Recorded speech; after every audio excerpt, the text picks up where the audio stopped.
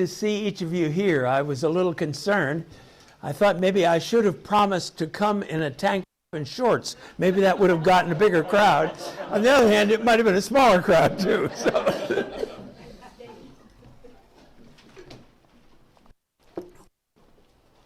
Hosea, God's unchanging love. And there's a sense in which we immediately dive into that at the end of chapter 1 and the beginning of chapter 2. I've got an NIV here, and it has a heading between chapter 2, verse 1 and verse 2, as though verse 1 should go with the previous 2 verses of the chapter 1. In the place where it was said to them, "You are not my people," they will be called children of the living God. The people of Judah and the people of Israel will come together, will appoint one leader, and will come up out of the land, for great will be the day of Jezreel. Say to your brothers, my people, and of your sisters, my loved ones. The Hebrew begins chapter 2 with what we have as chapter 1, verse 10. So they put it together in that way at the beginning. What we have in the English is the way the Septuagint did it. The Greek translation, they put this verse here first. And we'll talk in a minute about a possible reason there. But one of the reasons is verses 10 and 11 of chapter 1 are prose, and chapter 2, verse 1 is poetry, as is the rest of chapter 2. Now, we talked about this a bit before in the past. How do you recognize Hebrew poetry? Hebrew poetry is characterized by parallelism. That is, you have 2 lines, and the second line basically repeats the first, but bumps it up. And it's interesting the various ways you can bump it up. You can make it more intense, or you can make it more specific, or you can make it more concrete. It's not just saying the same thing over again. And so you see here are 2 lines. Ordinarily, there are 3 accent units in each line. Hebrew accent units. I'll give you an example of that in just a moment. So here's the way it looks with an English translation as literally as possible of the Hebrew. Beat 1, say. Beat 2, of your brothers. Beat 3, my people. So in the Hebrew, this is just one word. And this is just one word. The next line is actually only 2 beats. One word, and of your sisters, beloved. So possibly that's the reason why the Septuagint chose to separate 1, 10, and 11 and 2, 1. 10 and 11 are prose, just straight sentences. 2, 1 is poetry, like the rest of chapter 2. Now that said, look down at the last verse of chapter 2, verse 23, the last half of it.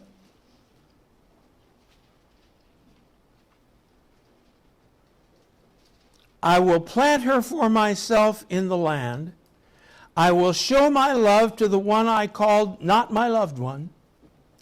I will say to those called not my people, you are my people, and they will say you are my God. You see what has been done? It's called inclusio, or envelope. We've bracketed what's in between with these 2 thoughts. So again, can we prove it one way or the other? No, we cannot. And as I say, the Hebrew puts 1, 10, and 11 in chapter 2.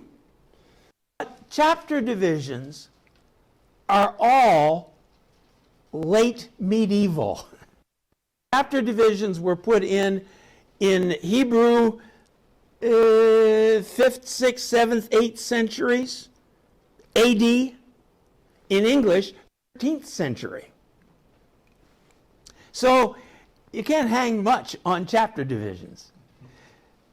I think, more importantly, and I personally think the Septuagint guys got it right, it's important that this second chapter be bookended.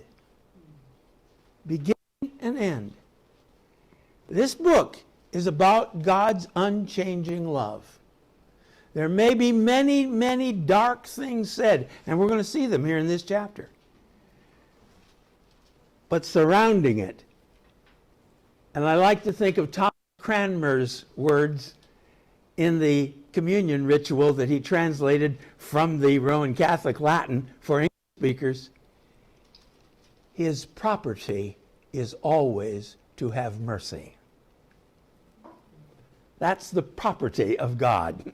The characteristic, the nature, is always to have mercy. And we sort of see it here in this bookending that's going on.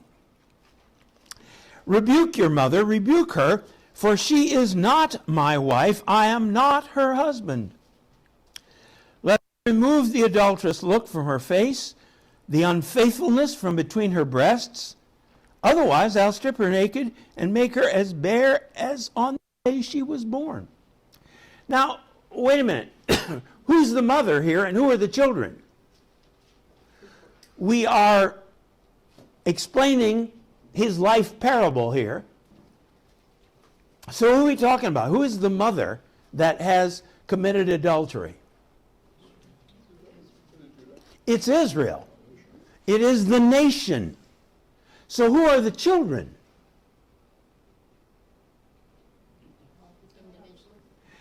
Individuals, the present generation. You can do the same thing with the church.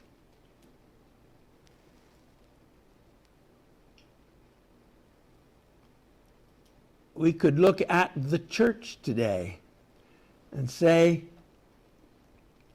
in large measure, the institution is apostate. So what about us? What about those of us in the present generation? Are we children of an adulteress?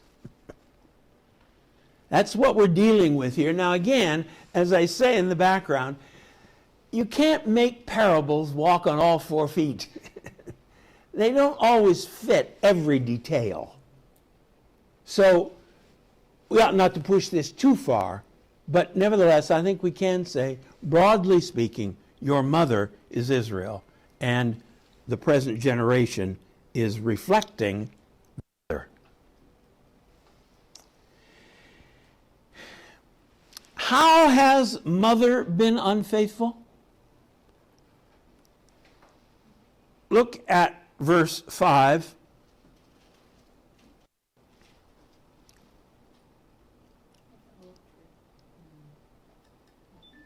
What did she say?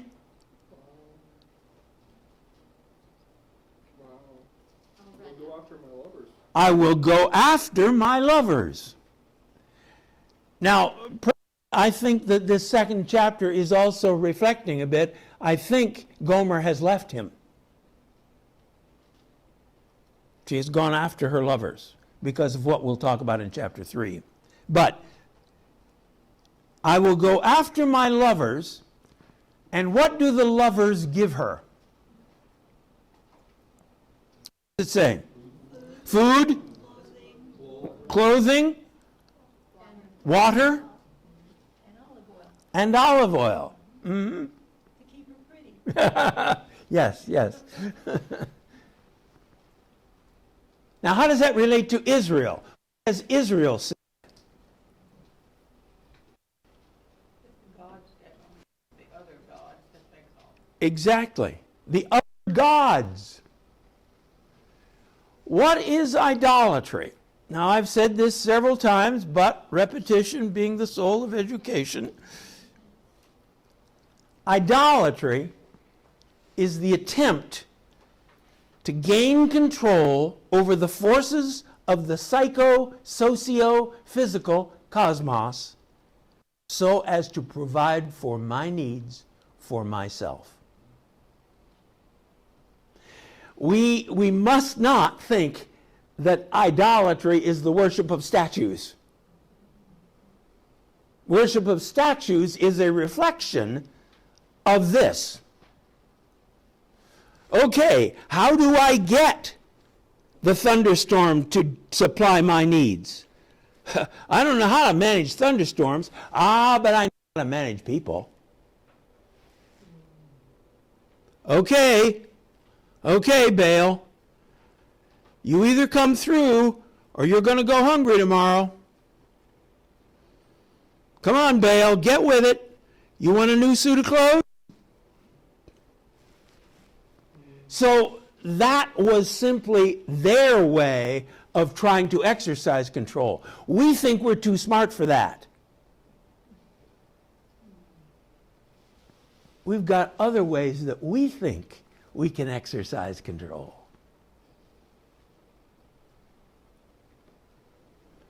I will go after my lovers who give me my food and my water, my wool and my linen, my olive oil and my drink.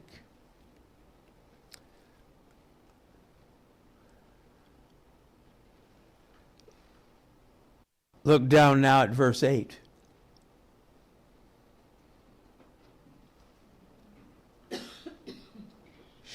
This is NIV, she has not acknowledged. You could say she does not know.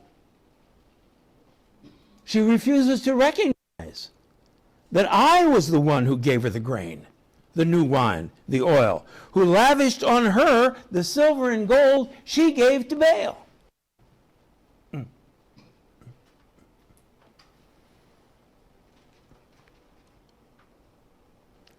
Idolatry is utterly contrary to the idea of trusting someone who is not part of this cosmos, can't control him through this world. Can't control him with your tithes, can't control him with your church going, can't control him with your devotions. Trusting someone who is not of this world to determine what my needs really are. That's where the whole problem started. Well, I need beauty and this tree is beautiful. I need wisdom and my friend the snake tells me God isn't going to give it to me. I need good flavor and it's obviously very tasty. I have needs.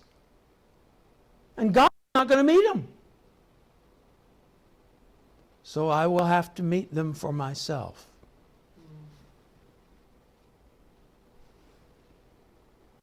Now, it'll be fun to find out in heaven what really happened there. I doubt that Eve ate an apple.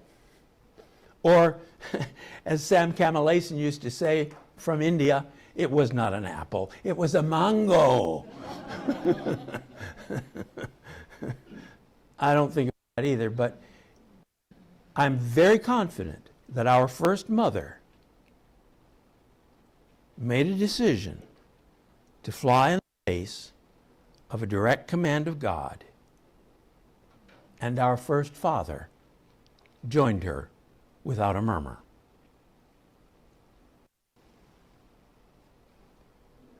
Who will determine what my needs really are and meet them in His way and in His time.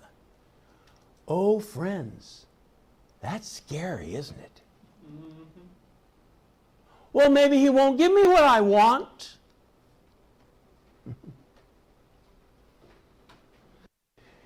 I like some contemporary translations of Psalm 23 that say, "The Lord is my shepherd, I shall not be in need."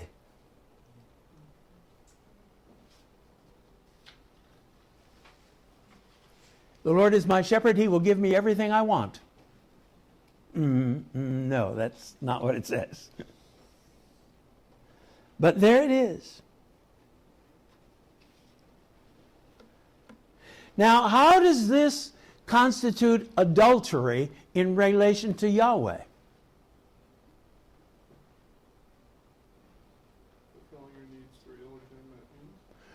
Fulfilling your needs through illegitimate means.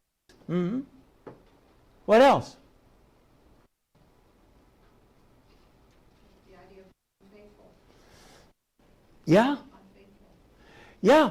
Looking to those things for what he alone can give. And remember about the covenant. The covenant is a marriage covenant.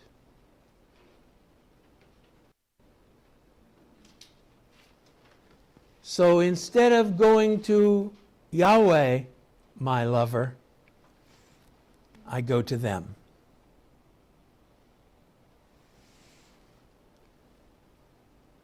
The question that has to be asked is, am I guilty of that? Are you guilty of that? And I would say in many ways, it begins right here. What do I really need? Husband?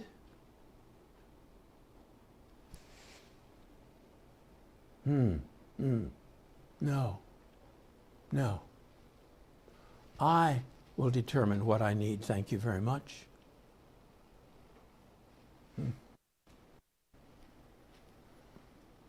And since you aren't giving me what I know I need right now, I'm going to have to go to somebody else to get what I need right now.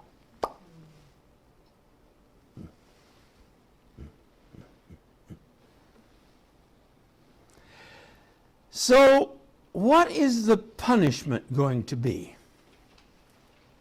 3 and verse 6.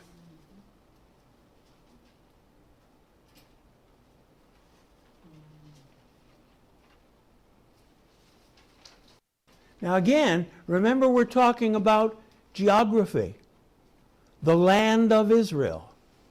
What's God going to do to it? Going to make it a desert. He's going to strip it bare. You went to the gods and the goddesses in order to get big crop grain. You went to the gods and the goddesses to get olive trees breaking down with their olives. They're going to be bare. How is that an appropriate punishment?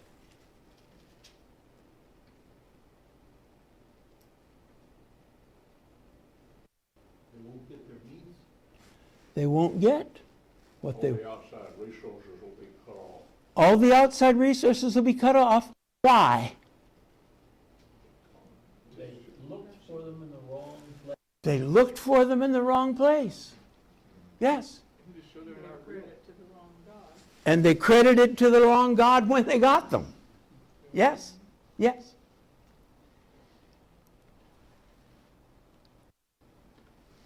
Her efforts, Israel's efforts, to make herself prosperous will fail, and she will get poverty. I think here of the last chapter of John. A few of you are in my Sunday school class, so you're going to get a sneak preview. Again, you've heard me say many times, I hope there are instant replays in heaven. I want to see these things. Peter says,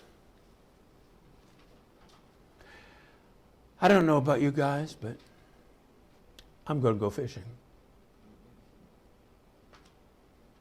I will make you fishers of men.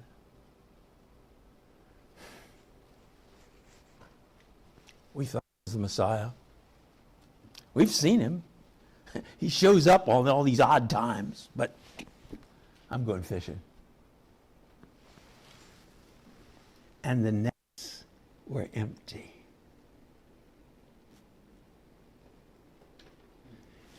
And even when they were full in the future, they would still be empty.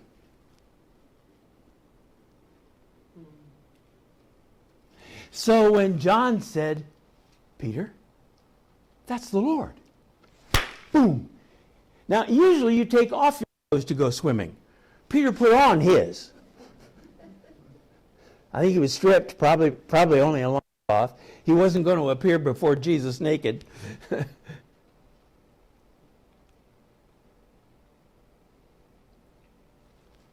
And Jesus said, why don't you put the net on the other side?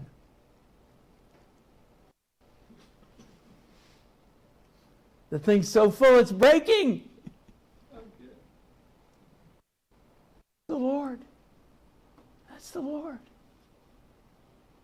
And Peter knew. And it's again so interesting to me. Feed my lambs. You don't need to fish anymore, Peter. You become a shepherd. So it's the same here. Try to fulfill your needs your way, in your time, in your strength, and you will get poverty. Even if you're a multimillionaire.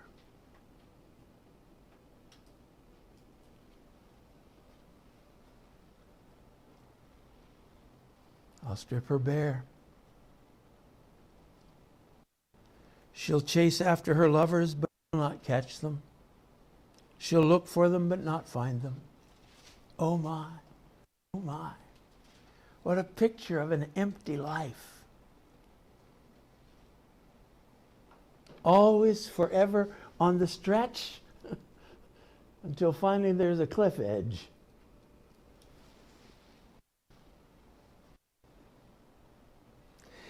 Now we've got three therefores in this chapter. First one in verse 6, second one in verse 9, and the third one in 14. Therefore signals the effect of a prior cause. Because of this and this and this and this, therefore this. So, in verse 6, what is the prior cause? Infidelity. He's been unfaithful. So what's the effect? Thorn bushes in her way. Yes. Yes. Walled in, chasing her lovers, not finding them. But how interesting that 7th verse gives us a little hint of where we're going. What will happen?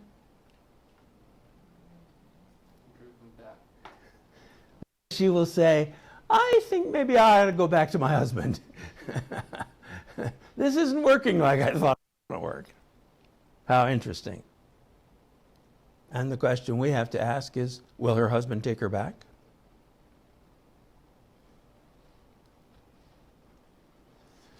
Verse 9. What's the effect there? Or excuse me, what's the cause there?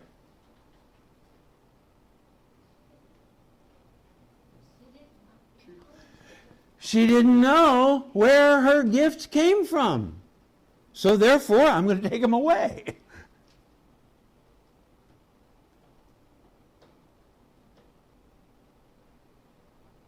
I will take it back. And I'll uncover her before her lovers. Again, think of history. And as so many of the prophets say, people are going to pass by Jerusalem and say, my goodness, what in the world did they do? She'll be exposed.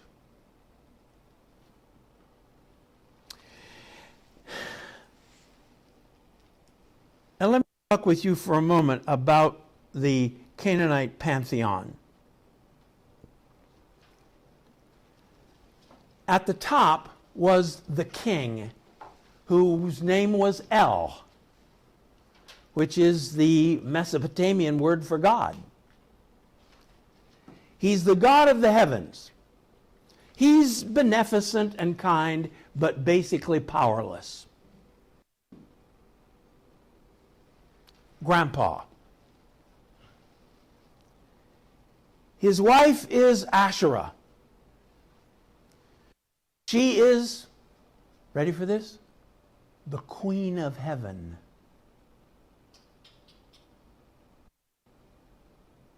Where do we hear that language today? Mary. Mary.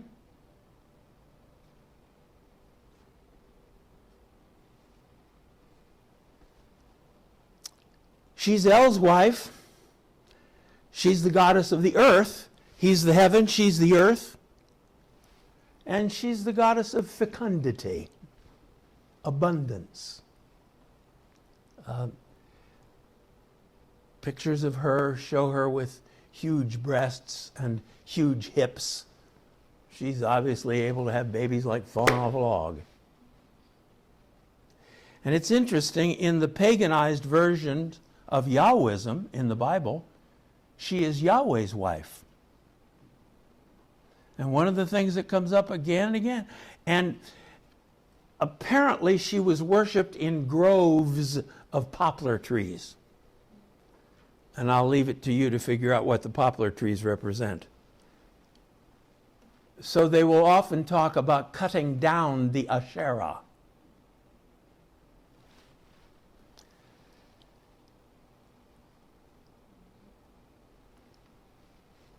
So that's the old king and queen. The prince is called the Lord. The Syrians called him Hadad. The Philistines called him Dagon. So this is not actually his name, it's his title. And he's the god of the atmosphere. He's the executive officer. He's the one that makes things happen. The storm, the rain, to some extent, the plants that come from the rain. You know, these things are not logical. It's what works. But if you want something done, don't go to El. Go to Baal. The princess is Anat. Now, it depends on the story. She may be the wife of Baal. She may be the daughter of Baal. She may be the sister of Baal. She may be Baal's prostitute. It's what works. She is not the goddess of love. She's the goddess of passion. In one of the stories, Baal sends messengers. He wants her to come to his house for whatever. And the messengers find her in the valley. And she's fighting. And she's in blood up to her hips. She's got heads on one side, hands on the other side. And she's exulting. And the messengers come and say, hey, Baal would like to see you. Oh, well, okay. Now, call her Inanna in Sumerian, or Ishtar in Babylonian, or Anat in Canaan, or Aphrodite, or Athene, or Venus. She's the same babe. The religion that Abraham left is the same religion Paul was confronting 2,000 years later. Change the names, it's the same understanding of reality. So that's what's going on here. Let's go worship Asherah. And again, fertility is the name of the game. I mean, if your wife is infertile, your lives are in vain. If the rain doesn't come in Canaan, you don't have a big river to use for irrigation like Mesopotamia or Egypt. You are absolutely dependent on that rain. If it doesn't come, there's no Kroger's. You're going to die. You got to get this stuff every year. So it's easy for us to sit here with Kroger's and say, well, those people, they ought to have been better than that. No, it's life and death. And are you going to trust Yahweh? When you can't manipulate him, you can't make him do stuff. Boy, I don't know. So this is what Yahweh was up against. And of course the list goes on. There's one more though in the typical, and you see how this is a typical court. King, queen, prince, princess. There's one more figure in the court, and that is the royal counselor. And he has a double name. We don't know exactly why. Kothar and Hassas. The Wa is an and. Kothar Wahasas. He's the royal counselor. He tells people how to use magic. Death is attacking Baal, the god Mot. And Baal says to Kothar, what am I going to do? And Kothar gives him magic clubs. One club is named Smiter. The other club is named Driver. With Smiter you will smite him, and with Driver you will drive him out. Magic. That's how things work. So again, when Isaiah says in chapter 40, who was his counselor? He didn't have one. He didn't need magic to make the world. He had his word. Well, that's all free. Okay. So we got two therefores. Speaking out of the prior cause, you have been unfaithful to me. You have not recognized that I am the one who gives you these things. So poverty is going to result. Now I want to come back to verse 11 in a moment. But verse 12, I'll ruin her vines and her fig trees, which she said were her pay from her lovers. I'll make them a thicket. Wild animals will devour them. I'll punish her for the days she burned incense to the Baals. She decked herself with rings and jewelry and went after her lovers. But me she forgot. Okay. And don't look at your Bible. Therefore, now you can look at your Bible. What's he going to do? I will allure her. What? No. Therefore, I will divorce her. No. No.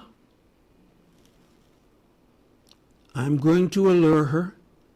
I will lead her into the wilderness and speak tenderly to her. There I will give her back her vineyards.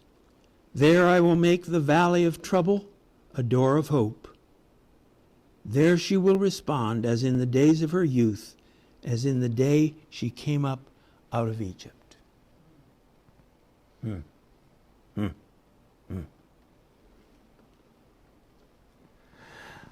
What does this tell us about God's character and nature?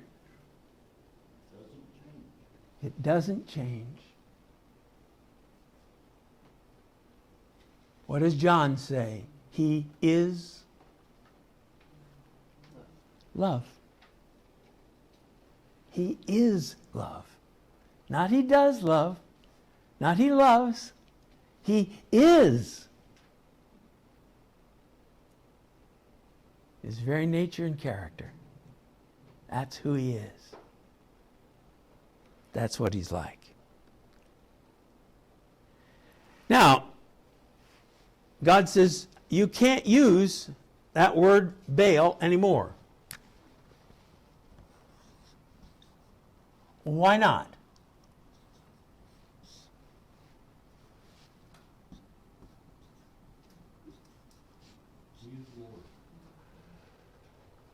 Yeah. Oh, my husband, he's my Baal. Lowercase l. God says you can't say that anymore. Why not? Too many idol associations with it.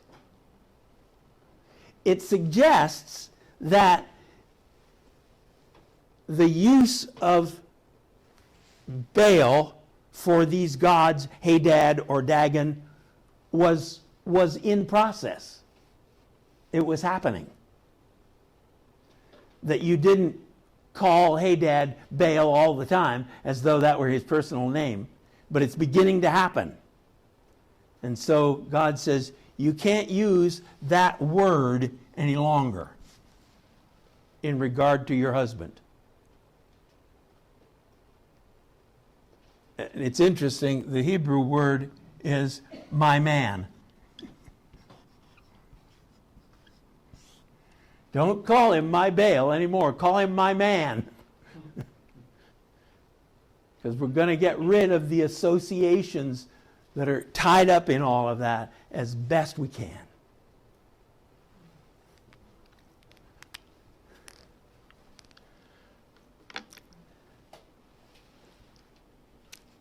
Now, what's wrong with the pagan approach? Besides that it doesn't work. Numero uno. Yes? What else? The worshipers want to be in charge. Exactly. I am running the show. I am deciding what I need. And that's simply backwards. It's a lie. It's not true. You're not in charge. If you haven't figured that out, see me afterwards.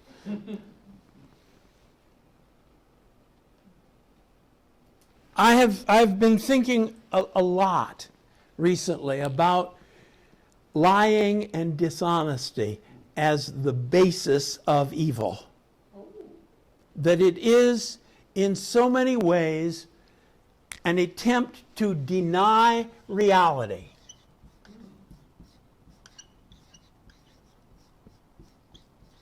Because reality stands over against me. I have to come to terms with it. And I don't like that. I want reality to conform to me. And that's what lying is about. That's what dishonesty is about. So it's very interesting to me that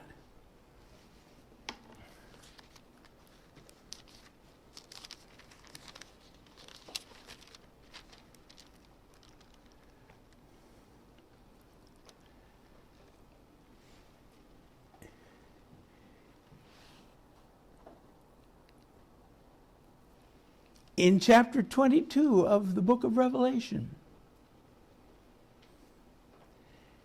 he speaks about those who do wrong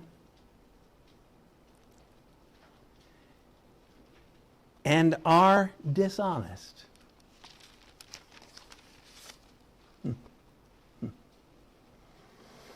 The problem began in the garden with a lie, the snake's lie about God. And today, then, what is going on around us is a concerted attack upon reality.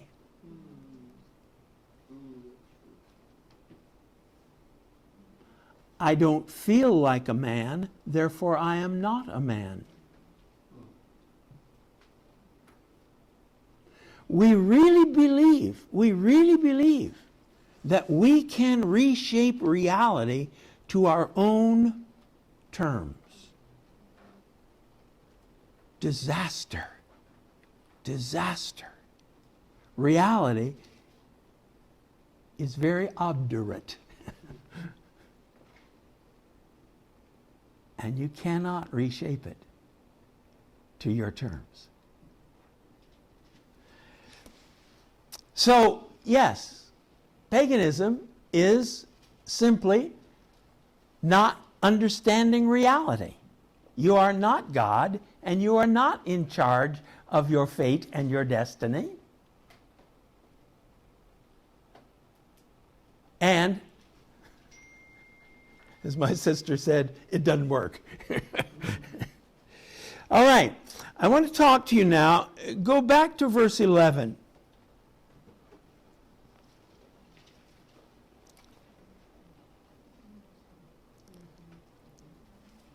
I will stop. Let's see. I need to skip one here. Let's see. Yeah. I'm going to stop all her celebrations, her yearly festivals, her new moons, her Sabbath days, all her appointed festivals. That's exactly what happened in Babylon. They had no temple. They couldn't offer sacrifices, which made God sick anyhow. So he says, I'm going to stop all that. And if you look at verse 12, it was the Babylonians who ruined her vines and her fig trees. The land was depopulated. And all those fields became thickets.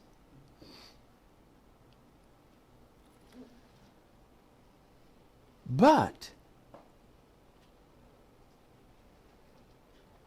the exile which the Babylonians intended would wipe out Israelite culture and language and religion.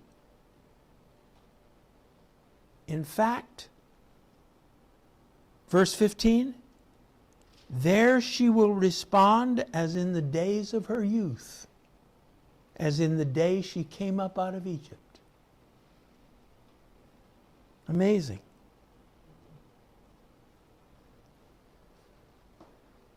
It'll be a wilderness of love because it was a time of revival. The great tragedy of the Holocaust is, no, Israel can only see it as an evidence that there is no God.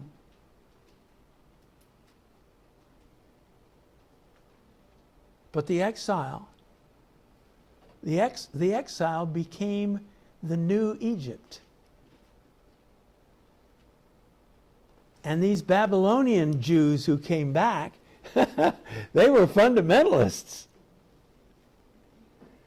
The people who had stayed behind for 50, 60, 70 years, they had all become moderately paganized.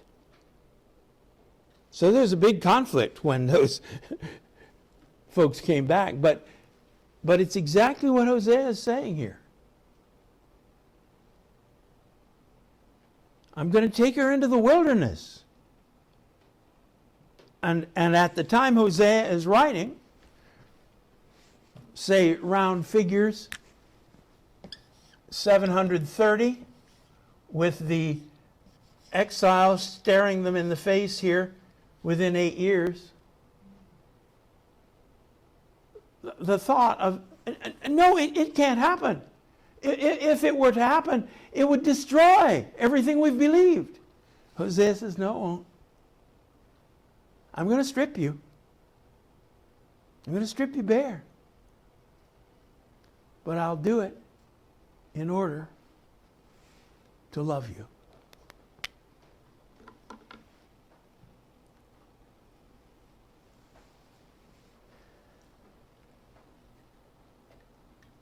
I will betroth you to myself again.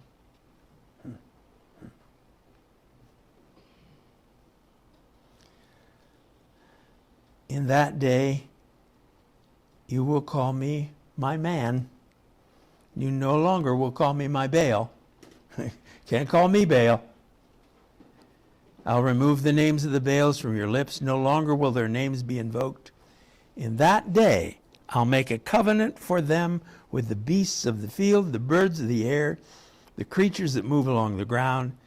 Bow and sword and battle I'll abolish from the land, so they may lie down in safety. Yeah. Therefore, Therefore, I'm going to allure her and lead her into the wilderness and speak tenderly to her. So he says, I'm going to betroth you to me forever. I will betroth you in rightness. I like that better than righteousness. Righteousness is so overlaid with moralism. God does what is right in every circumstance. I'm going to betroth you in rightness. I'm going to betroth you in mishpat. We've talked about this before. We'll talk about it some more. Our present idea of justice as enforced equality misses the point of this word badly. This is God's pattern for life. You shall do unto others as you would have them do unto you. That's mishpat. Hesed, steadfast love. And this word we have trouble with. It's often, sometimes translated compassion, sometimes love, but it's acts of tenderness. Does that involve compassion? Yes. Does it involve love? Yes. But it's this tender. He's not going to come in with a ball bat. And it's interesting, I don't know that you can push it very far, but the noun, racham, is womb.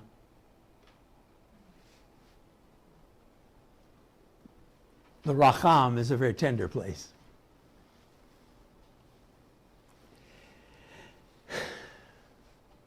And emunah, truth, faithfulness. You want to know what God's holy character is? There it is. So you could say, I'm going to betroth you to me in holiness. And then look at the end of verse 20. Somebody read it, please. You will know Yahweh. Here we are, and this is why I chose the opening hymn. Knowing you. Knowing you. You will know who I am as my character is reproduced in you. We're going to talk a lot about know 2 weeks from now when we talk about chapter 4, but intimate acquaintance.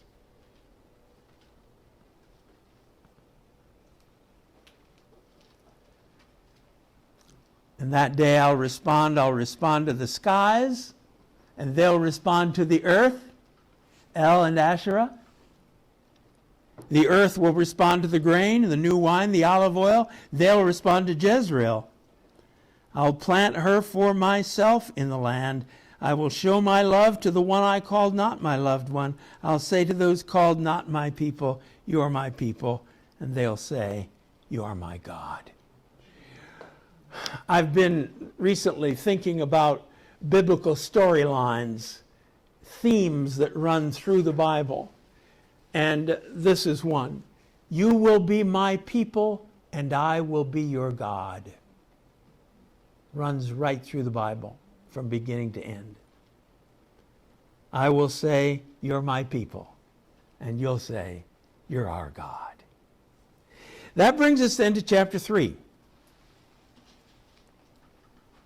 The Lord said to me, go show your love to your wife again, though she is loved by another man and is an adulteress.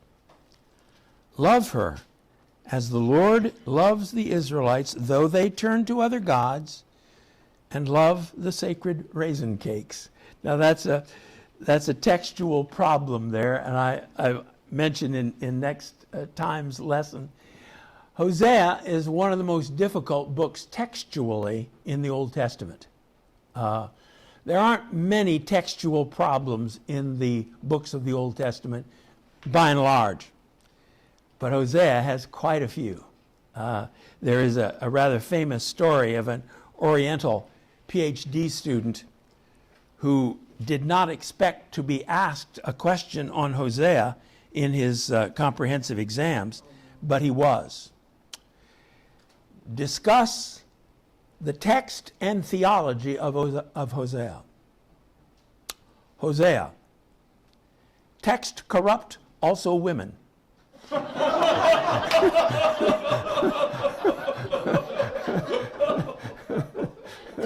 Needless to say, he did not do too well on that one. So that's one way of taking that, though they turned to other gods and loved the sacred raisin cakes. So, now this is, I think, significant. I bought her for 15 shekels of silver. 15 shekels is a cheap price. 30 shekels is the normal going price for a slave. She's on the block. And a lethek of barley. I told her, you are to live with me many days. You must not be a prostitute or be intimate with any man, and I will behave in the same way toward you.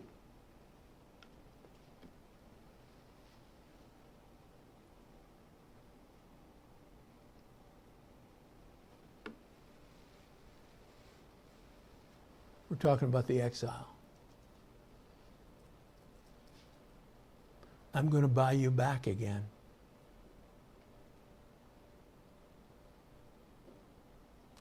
The Israelites will live many days without a king or a prince, without sacrifice or sacred stones, without ephod or household gods.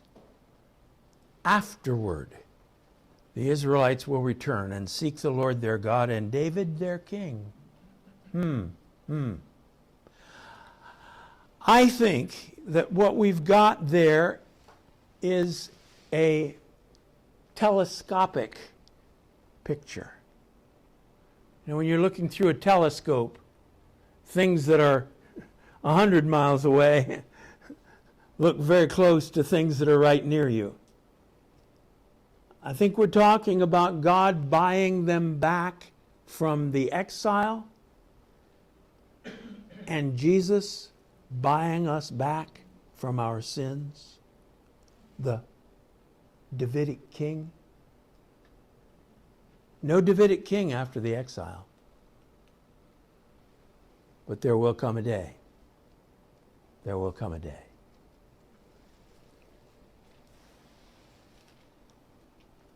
So the exile won't be the end of Israel. In some ways, it'll be the rebirth of Israel.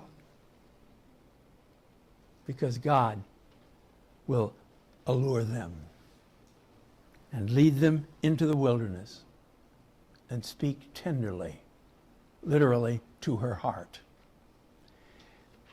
That's what Boaz did to Ruth that night on the threshing floor when she is terrified of what this man could do to her.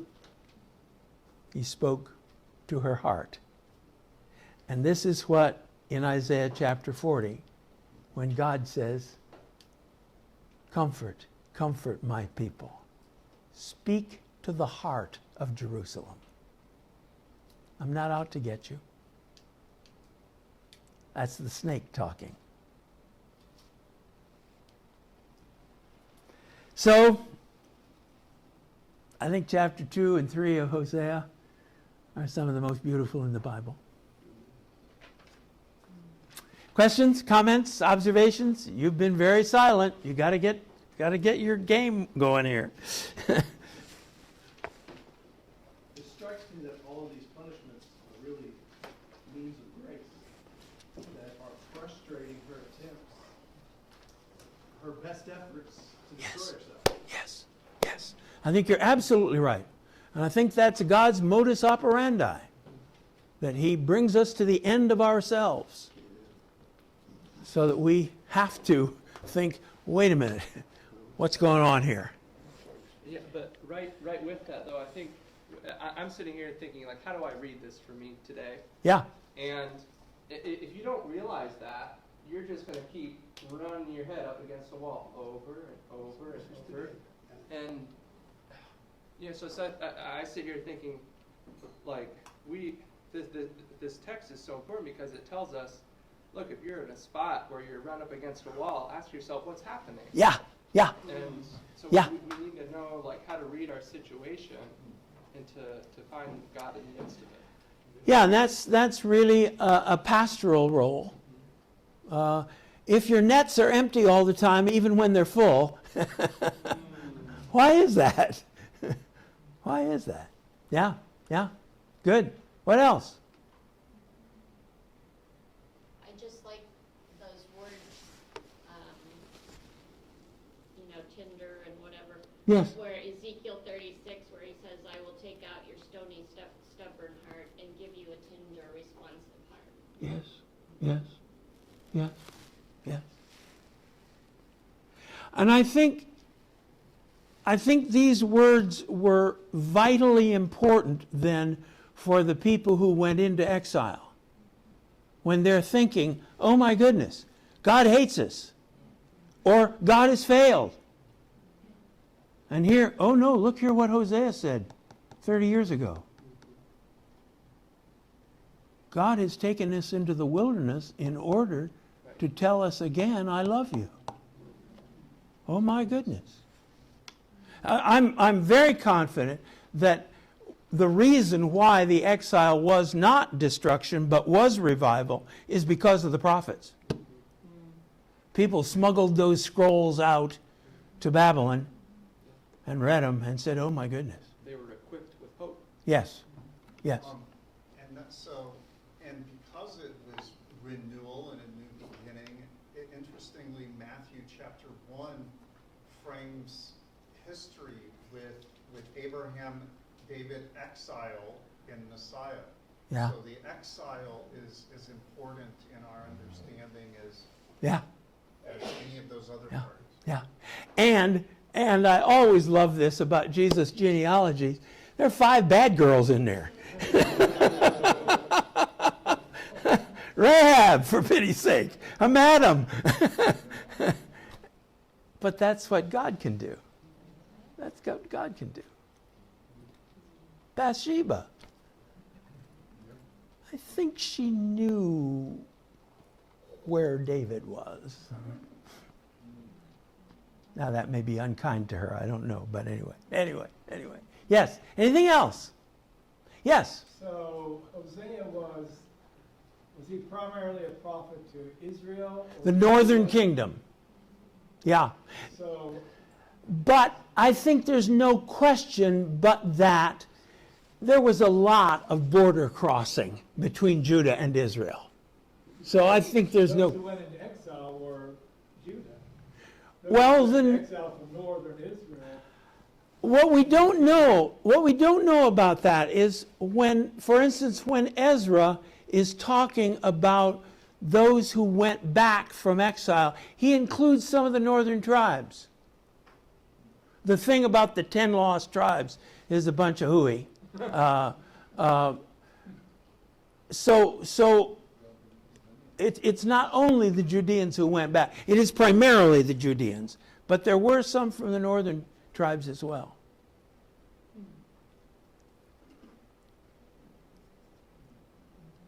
But yes, the very reason that the very evidence that it's preserved for us tells us that it was not lost when the northern kingdom went into exile. Okay. All hearts clear, as the Quakers say? I'll see you, Karen and I will see you in 2 weeks. Let me pray. Oh, Father, what can we say? You're my all, you're the best. You're my joy, my righteousness, and I love you, Lord. We love you. thank you that when we have turned against you, when we have determined that we can meet our needs for ourselves better than you can, you still are waiting to welcome us back. Praise you. Praise you.